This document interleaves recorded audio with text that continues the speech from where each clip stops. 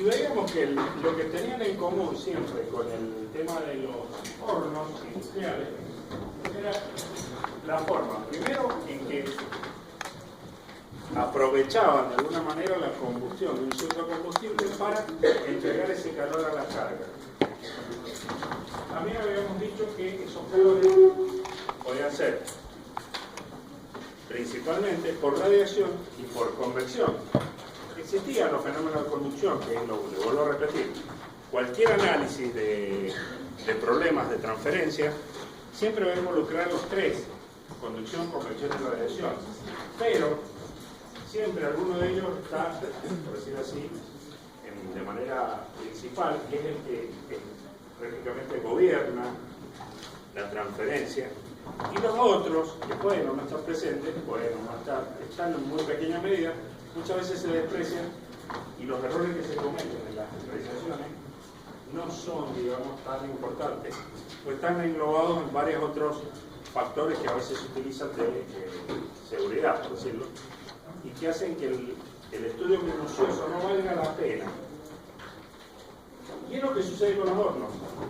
Si ustedes me preguntan a mí, ingeniero, yo quiero diseñar hornos, deme todo lo que tenga para diseñar hornos, y le voy a decir, mira, para diseñar hornos no sabe lo que tiene que tener, más que libros, más que fórmulas, más que, digamos, algo que le dé una pauta para un diseño, tiene que tener experiencia.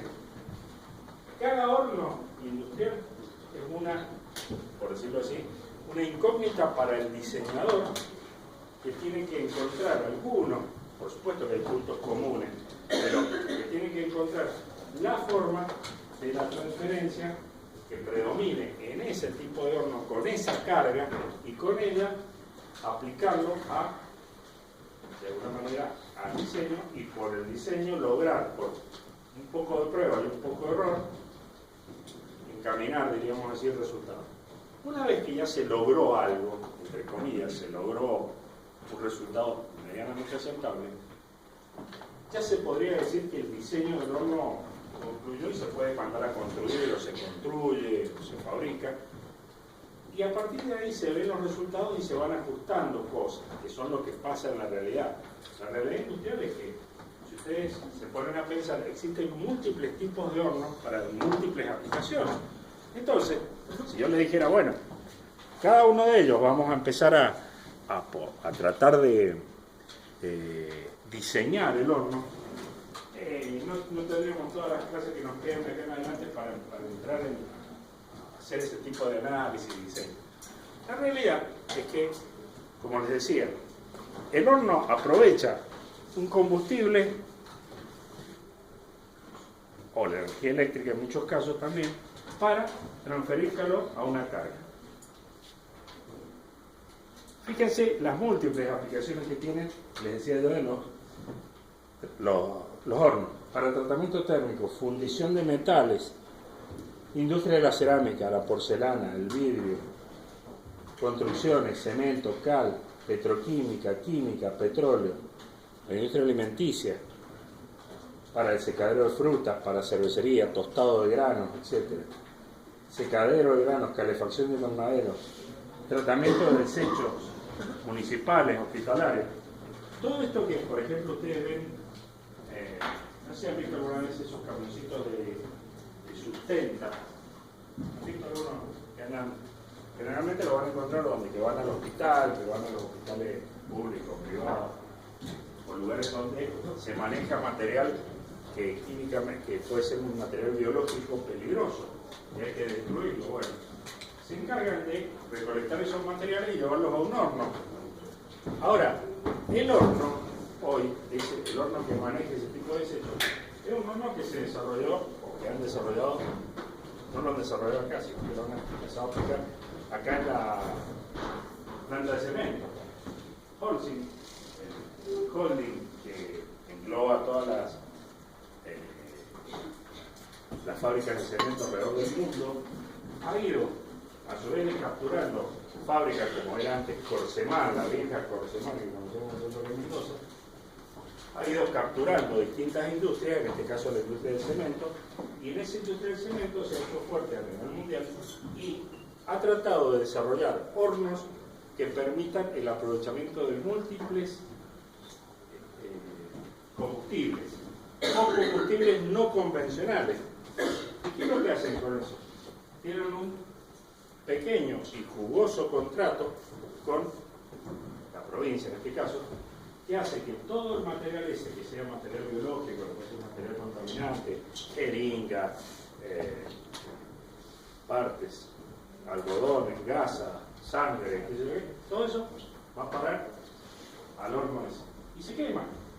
Entonces alguien, el grupo por supuesto, o sea, se puso a investigar la mejor manera de aprovechar ese material y cómo quemarlo correctamente, etcétera, etcétera, y cumplen, entre comillas, y es cierto, un servicio higiénico respecto de que queman esos desechos que podrían ser fuente de contaminación para las personas si quedan al aire libre, y por el otro lado ellos se ahorran guita en combustible, porque están quemando algo que alguien no podría quemar porque han desarrollado hornos para quemar ese tipo de materiales.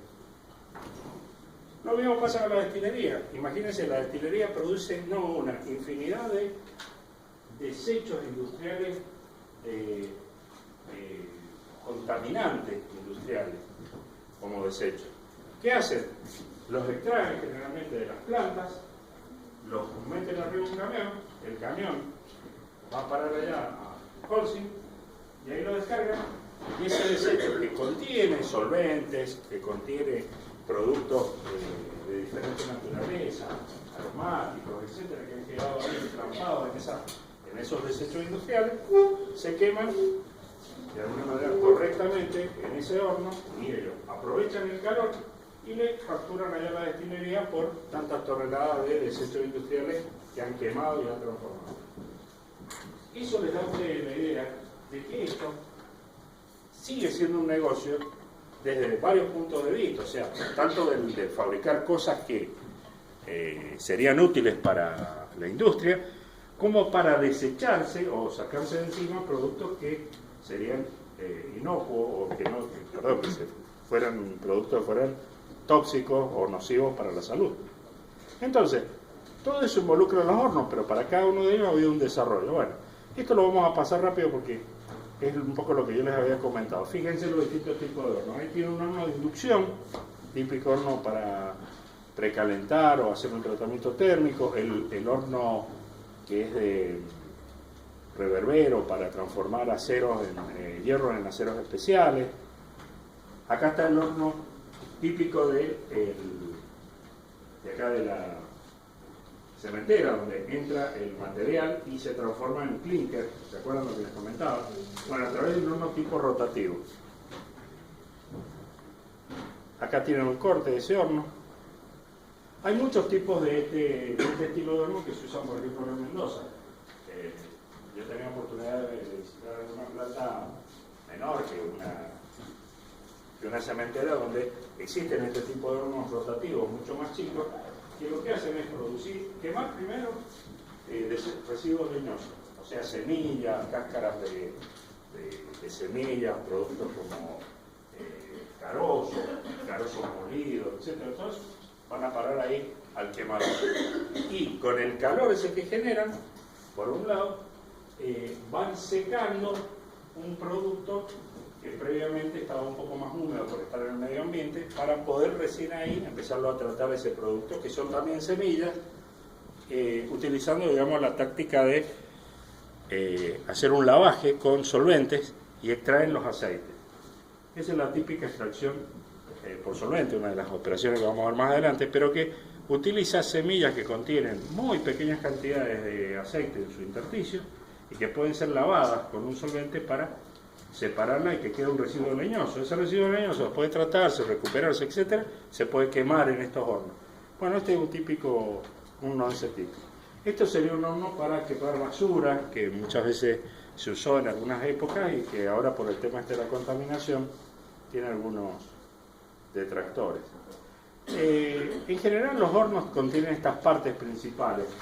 Sería un cimiento, o sea, la base, la parte donde apoya el horno, después una plataforma, la parte superior, una solera, que es donde se coloca el material para calentar, unas paredes que rodean la zona de trabajo, la bóveda, que es el espacio, diríamos así, donde se produce la combustión y la transferencia, soporta altas temperaturas.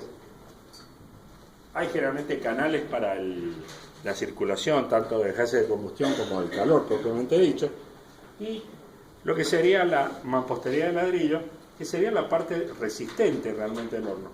Acuérdense, les vuelvo a repetir, que por ejemplo un horno con esas constituciones tiene generalmente materiales refractarios, ladrillos refractarios en su interior para aprovechar el calor, no dejarlo escapar, pero los materiales de tipo refractario no tienen resistencia mecánica para ser soportados o autosoportarse. Entonces, ¿qué es lo que tenemos que hacer detrás de un ladrillo refractario? Colocar una verdadera pared de ladrillo que pueda soportar los pesos y pueda soportar las cargas que va a tener el horno sin deteriorar la parte del refractario, que es lo que se va a dañar porque no tiene resistencia mecánica. Se usan juntas térmicas para evitar que escape el calor por entre los ladrillos, y un esqueleto metálico, que es lo que sería la parte, digamos, resistente estructural, que le da el cuerpo y mantiene la forma del horno. Esta parte, por ejemplo, de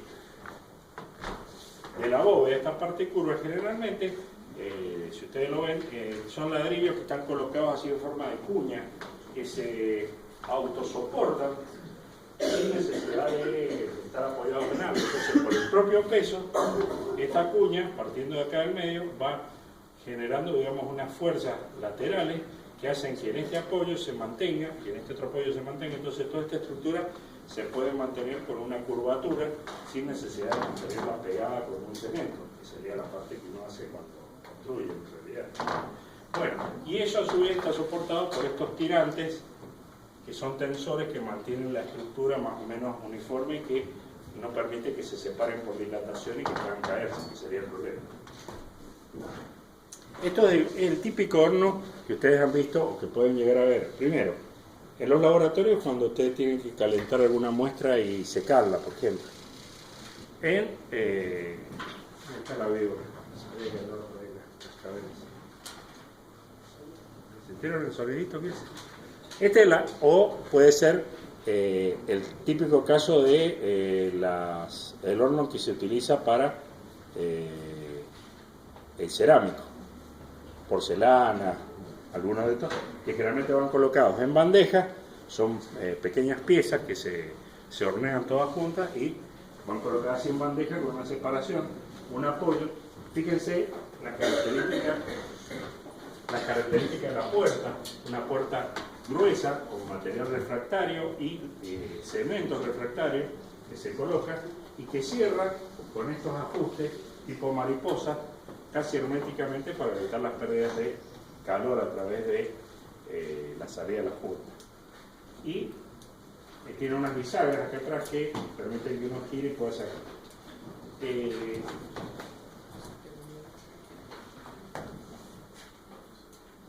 Generalmente el horno que va, digamos, de todos los hornos que nosotros podríamos haber elegido para mirar, estudiar o empezar a analizar, el más cercano, diríamos así, a nuestras necesidades para explicarlo, es el horno de petróleo alambique.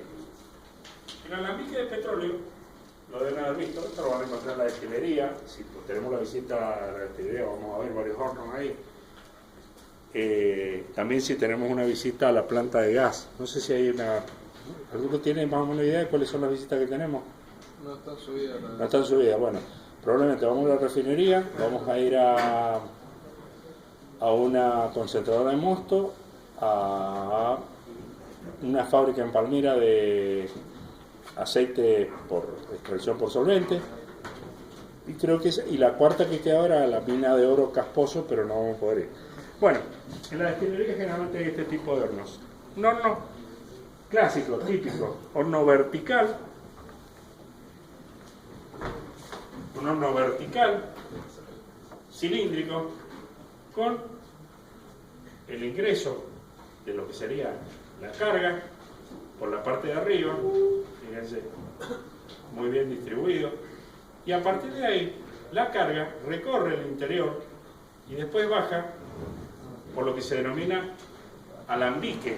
Un alambique no es nada más y nada menos que un caño continuo en forma de zigzag, por decirlo, por el que circula el fluido que estamos calentando, que en este caso petróleo, y termina saliendo o a una temperatura que necesitamos, una torre de fraccionamiento, que es una temperatura de entrada de la carga que se necesita en la torre, o en su defecto alcanza una temperatura como para bombear ese líquido, petróleo, que es bastante viscoso, bajándole la viscosidad por efecto de la temperatura. Entonces, cuando le bajamos la viscosidad por la temperatura, podemos bombearlo por lo menos en tramos importantes donde se puede transportar y recibir a otro calefactor o a otro tipo de horno, donde se puede volver a bajar la viscosidad y volverlo a bombear, y así vamos cubriendo etapas o trayectos en el transporte del fluido. Bueno, este tipo de horno, como les digo, es un horno que yo personalmente he tenido que construir. O sea que, lamentablemente para ustedes, he ganado la experiencia en todos estos problemas y me he aprendido de alguna manera haciendo, digamos, echando a perder también, porque también uno se equivoca. Pero estos hornos son muy fieles, entre comillas, para estos tipos de transporte y calefacción de fluidos como el petróleo. ¿En qué consiste? Fíjense. Aparece, si lo analizan o lo comparan con lo que tenemos en las calderas, ¿qué aparece? Un soplante. ¿Un soplante para qué? Para el burner, el quemador. O sea, que ahí nuevamente aparece el sistema aire, suministrado por un soplante en este caso, y el quemador con un combustible que va a ser quemado en el interior. Generalmente el combustible puede ser un fluido gas o un líquido. Fíjense que el ingreso de la carga es por arriba, como en la figura esa que estábamos viendo, tiene un paso horizontal en esta zona y después cambia a vertical, realizando este circuito que es lo que se denomina alambique. La llama está en el interior, o sea, queda rodeada por ese mazo de tubo que puede calefaccionarse correctamente y ascienden los gases de la combustión, atraviesan esta zona y salen por la chimenea. Está. ¿Qué es lo que vemos? Fíjense que es simple, o sea, es relativamente simple, no es muy complicado. Tiene una chimenea, un damper. ¿Qué es un damper? Es una charnela que evita o acelera el paso de los gases de la combustión hacia el exterior. Si usted quiere retener un poco los gases en el interior, baja la velocidad, bloqueando de alguna manera el paso del mismo, o si quiere lo pone vertical y sale más rápido los gases. ¿Qué hay acá? Una zona de empalme y aparece, fíjense, una zona de convección que sería esta, donde los gases están atravesando esta parte, una zona de protección en esta zona, y después aparece la zona de radiación, y este es el alambique o coil. Básicamente es simplón, es un tacho vertical donde metemos un serpentín y en el medio ponemos un calefactor. Hacemos pasar el fluido y al pasar el fluido entrega calor, el fluido entra a una temperatura, termina saliendo a otra temperatura. Difícil, no parece. Es complicado. Es complicado ¿por qué? Porque hay que saber cuánto le tenemos que entregar en esa zona de radiación, en calor, y cuánto le tenemos que entregar en la zona de convección. Y con ello, lograr las temperaturas que se necesitan en el proceso. ¿Sí, señor? ¿Cómo? HTF.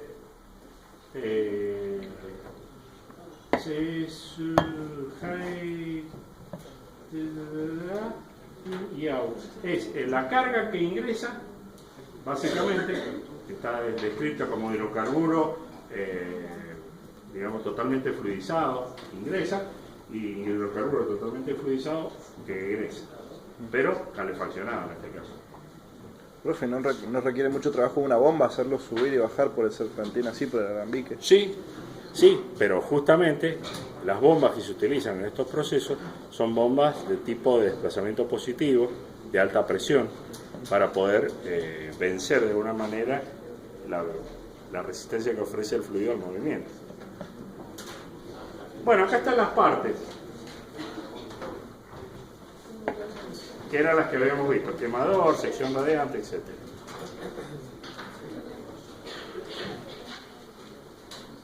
Este dibujo, un corte, fíjense, es parecido, nada más que ahí estamos viendo los caños, como por decir así, en la zona de convección de frente, por donde circulan, y después los que van por el costado, que rodean en sí al cilindro, que serían la zona de radiación. Van a ver que de alguna manera me tomó el trabajo de presentarles varias veces el dibujo, cosa que cuando tengan que rendir en el final, hagan el dibujo. ¿Se entiende?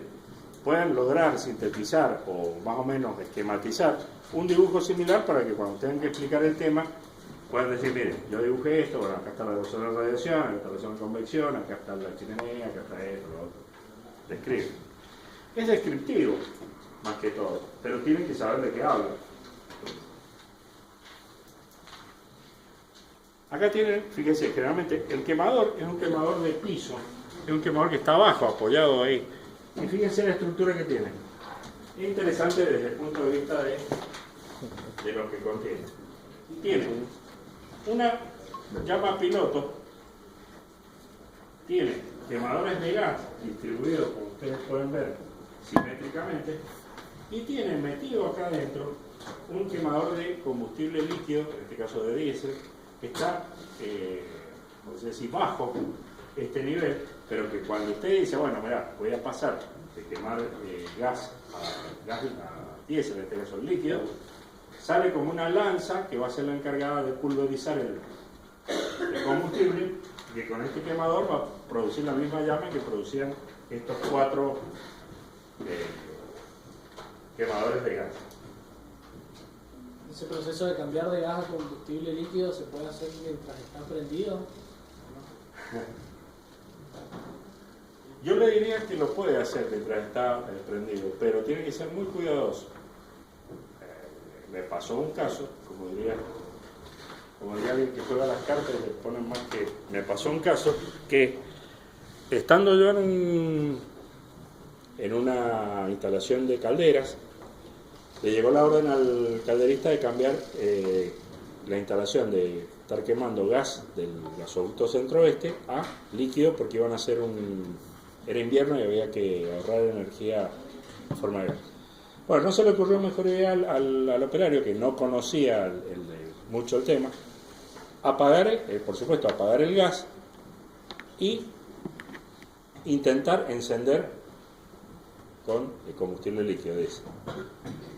Empezó a intentar combustionar, y a todo esto yo estaba trabajando en unas calderas ahí al lado de esa que estaba encendida. Estábamos con otros compañeros y digo: bueno, mira, ¿por qué no aprovechamos la oportunidad para irnos a fumar un cigarrillo más o menos como a unos 300 metros de distancia de acá, porque esto no huele bien? Y fuimos y hicimos eso, nos fuimos. Nos pusimos en un playón y hagamos de cuenta que el edificio donde estaban las calderas es allá en Política. Nos quedamos acá.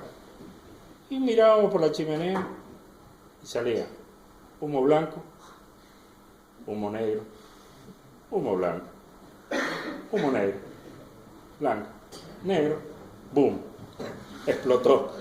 ¿Qué pasó? Después, viéndolo, el hombre había intentado hacer lo siguiente. Primero, apagó el gas. Imagínense que adentro todo el horno mantiene un calor no por horas, por días. Entonces ese calor estaba rojo prácticamente. Cualquier líquido que caía sobre esa chapa del corrugado, vaporizado inmediatamente. Ese era el líquido que pasaba, prácticamente estaba a vapor. Cuando estaba en ese estado, no se le ocurría mejor idea que abrir se abre, se pueden abrir la zona donde están los quemadores, abrir y meter por ahí un papel con encendido. Papel. ¿Qué pasa? Hay una succión por el tiraje propio de la chimenea que lleva hacia adentro el papel encendido, pero no alcanzaba, por decir así, a terminar de quemar el vapor ese que se había producido de la vaporización del combustible. ¿Qué pasó? Se le fue llenando prácticamente toda la caldera con vapores combustibles, hasta que en algún momento debe haber abierto, yo supongo que debe haber abierto un poco más la puertita donde tenía que meter el papel encendido, y la relación aire-combustible alcanzó el porcentaje de explosividad o el límite superior de explosividad. ¿Y qué pasó? Explotó. Explotó de tal manera que arrancó las dos puertas de la caldera, al hombre lo tiró, como diciendo, desde acá hasta allá, aquella pared, lo hizo rebotar, lo dejó ahí, y todo el grupo de calderas prácticamente lo desarmó, desacomodó todo, la caldera al lado, la otra que estaba parada, todo quedó desarticulado porque fue tan violenta la explosión que produjo ese efecto. Entonces, ¿qué nos dice la regla básica de esto? Hacer el cambio de sistema, pero hacerlo primero paulatinamente y prácticamente no apagando, sino manteniendo siempre una llama allá en el interior hasta que empiece a trabajar correctamente el quemador del otro combustible, y entonces ahí corta el combustible previo. No hacer la parada y después empezar a tratar de hacer arrancar. ¿Por qué es lo que pasa? Fíjense, es tan lógico como cuando yo les digo, muchachos, se nos apagó el horno, estábamos haciendo empanada y alguien apagó el horno porque sacaron la empanada y dice, che, hagamos unas pizzas ahora porque y querés prender un horno caliente. ¿Se prende? ¿Es fácil prenderlo? Hablé a alguna de las chicas que me ayude, que haga una incursión en el horno. ¿Es fácil prender eso? No, cuesta muchísimo, para que se tiene que enfriar un poco el horno para que recién prenda y recién ahí logre, porque si no, el propio gas que quieren volverlo a prender, se sale, se va, no alcanza a quedarse sobre los quemadores, entonces por más que usted ponga ahí no prende, no va a prender. Bueno, esto es lo mismo. Bueno, así todo, se salvó el hombre, bueno, se salvó, quedó un poco sordo, un poco atontado y hubo que internarlo 4 días. Y le echaron. ¿Quién sabe? Solo se usan simultáneo para el cambio. Claro. Si no, o uno u otro. Pero cuando arranca en frío no tiene ese problema. Generalmente no. O sea, y usted lo arranca con gas, que es lo más lógico. Es más difícil hacerlo arrancar con combustible líquido. Combustible líquido tiene que agarrar y empezar, por ejemplo, a encender una tablita, algo que adentro quede como llama piloto, y recién ahí empezar a pulverizar. Y al principio el roterón va a caer ahí cerca y va a prender algo y otra cosa no va a prender y se va a empezar a quemar un poco el fondo donde cayó el combustible hasta que empiece a generar el calor necesario para que se vaporice más fácilmente el vapor, el líquido, y va a empezar a trabajar como si fuera un gas. Fíjense, esta es una parte interior del horno con los tubos de alambique. Acá se ve cómo está el horno cuando está trabajando. Fíjense que está el rojo cereza, o sea, está lindo. Acá se ve el techo. Usted se para y mira para arriba ahí adentro, antes de prenderlo, por supuesto, no se vaya a meter con esta prendida. Y va a ver la sección de convección acá, la sección de radiación que tiene colgada, fíjense, en estos lugares, con una U.